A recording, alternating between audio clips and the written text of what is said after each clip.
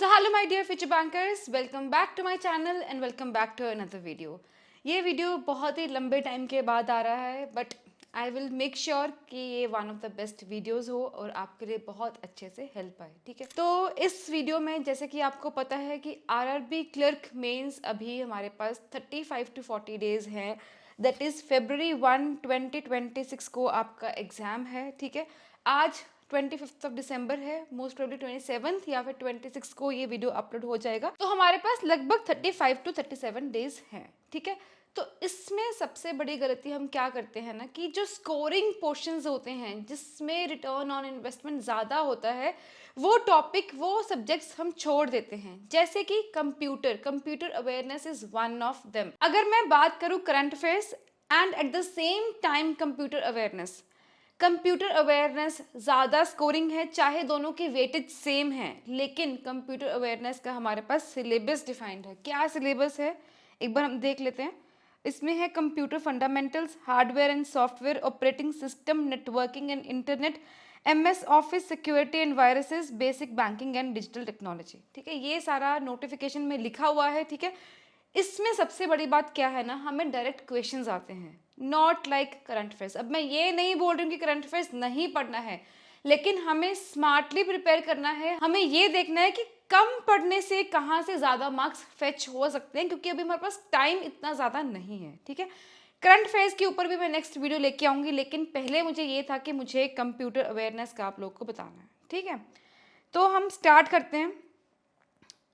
Maximum aspirants make this mistake, they don't check the syllabus, ठीक है। Syllabus को miss नहीं करना है, सिलेबस के अकॉर्डिंग भी पढ़ना है आपको।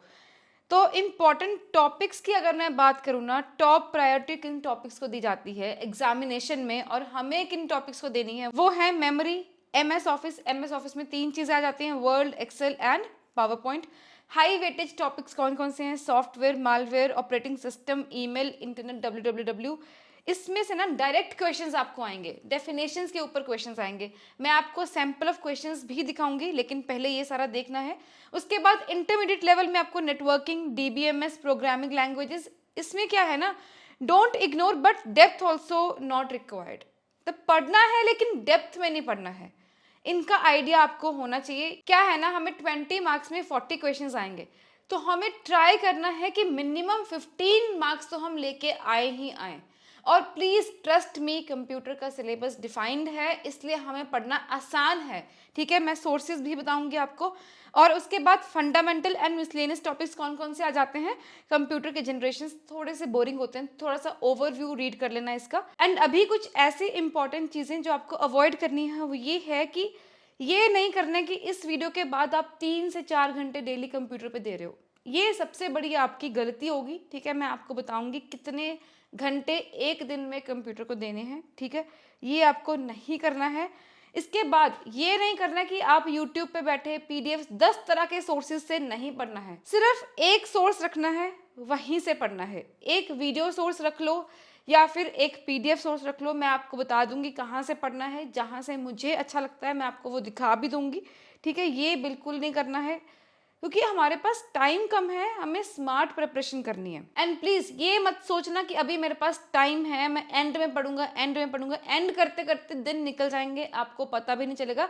और फिर आप सोचोगे कि कंप्यूटर में तो मैं सिर्फ कट ऑफ क्लियर कर लूंगा, बाकी मार्क्स में बाकी सेक्शन से गेन कर लूंगा। ऐसे बिल्कुल नहीं करना है। आपको पता है किस लेवल का क्वांट आता है, किस लेवल का रीजनिंग आता है एग्जामिनेशन में, ठीक है। उसके बाद अगर मैं सोर्सेज की बात करूं, मेरे हिसाब से पर्सनली मुझे वो सोर्सेज अच्छे लगते हैं जहां पर आपको टॉपिक्स भी मिल जाए, MCQs भी मिल जाए और रिवीजन का स्ट्रक्चर भी मिल जाए, ठीक है। ये सबसे बड़ा सवाल होता है कि कंप्यूटर के सोर्सेज कौन से फॉलो किए जाएं। अगर आपको वीडियो सोर्स फॉलो करना है तो सचिन अरोड़ा सर का आप फॉलो कर सकते हो, लेकिन इसके साथ MCQs कहाँ से करने हैं ये मैं आपको बताती हूँ।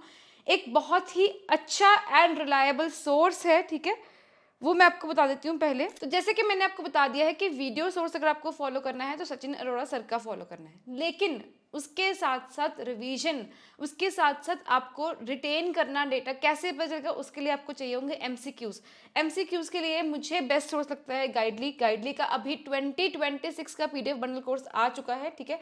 डिटेल्स आपको स्क्रीन पर मेंशन हो जाएंगी, लेकिन मैं आपको अभी कंप्यूटर का दिखाती हूँ उसमें क्या क्या चीज़ें आपको मिलेंगी, ठीक है।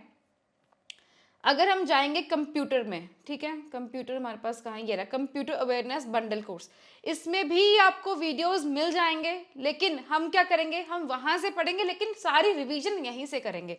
कैसे करना है, आपने जैसे IBPS RRB PO क्लिक किया, क्लर्क मेंस या फिर ऑल कर दिया, ठीक है, उसमें मेंस है हमारे पास, ऑब्वियसली मेंस है, ठीक है।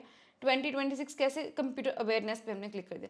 इसमें आपके पास सारे सेट्स आ जाएंगे। प्लीज अगर आप एक दिन में, कितने हैं ये 50 हैं, एक दिन में 2 भी कर लोगे ना, डेली के 2 कर लोगे, आपके 50 कंप्लीट हो जाएंगे। एंड ट्रस्ट मी, आपके मार्क्स बहुत अच्छे आने वाले हैं। सबसे अच्छी बात क्या है गाइडली 2026 बंडल की, इसमें आपको टॉपिक वाइज कंप्यूटर की PDFs भी मिलेंगी।